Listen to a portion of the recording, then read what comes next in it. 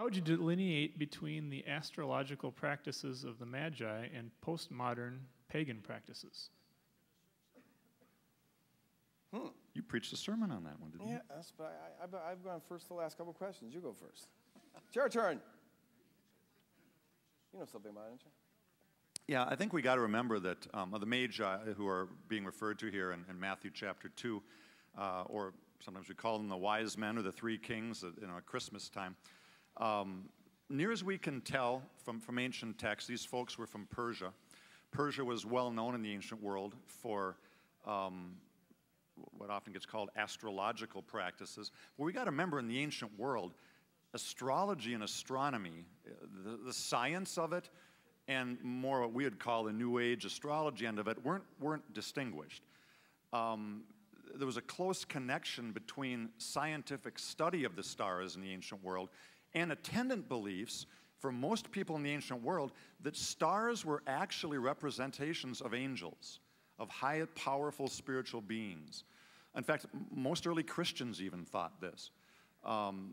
So I don't think that we can take from the fact that these Persian Magi came and followed the stars to Jesus as a sort of blanket thumbs up from God on astrology practice.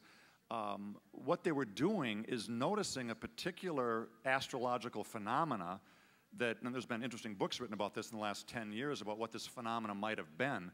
And I've been persuaded by one gentleman, was actually an astronomer who wrote, I think in 2001, that if you put the alignment together, the things they were watching in the stars, it would have said to them that a Jewish king had been born who was going to be a mighty leader.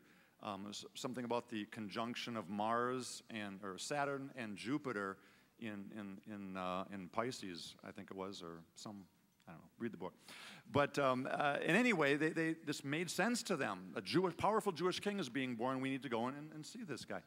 But it isn't at all in the text or anywhere else suggesting that it was giving a sort of blanket yes to whatever other practices they held with regard to astrology. What Paul said about the lack of distinction between astrology and astronomy in the ancient world is absolutely correct. And there's nothing in the Bible that really was against what we would today call astrology.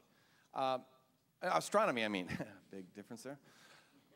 Where the line was drawn, however, is this, and you find this in the Bible. When folks, in fact, it's likely that biblical authors and we know in the early church, many believe that the stars were living beings. They were angels, or sometimes they even call them gods. And that wasn't itself the problem. The problem is when people gave those stars authority and power over our lives to the point where you thought that they determined your life. And the main critique of astrology in the ancient world, among the Jews and especially among the Christians, was that it leads to fatalism. You're denying to think that the stars determine your destiny, or that the stars, you can see the future through the stars as though it's all fated.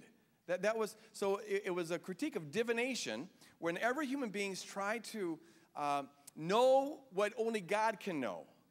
And when we try to divine the future by looking at the stars and stuff, it's absolutely prohibited in the Bible and was prohibited in the early church. That's the practice that we got to be careful about, and not see the calling of the Magi as any kind of endorsement about that.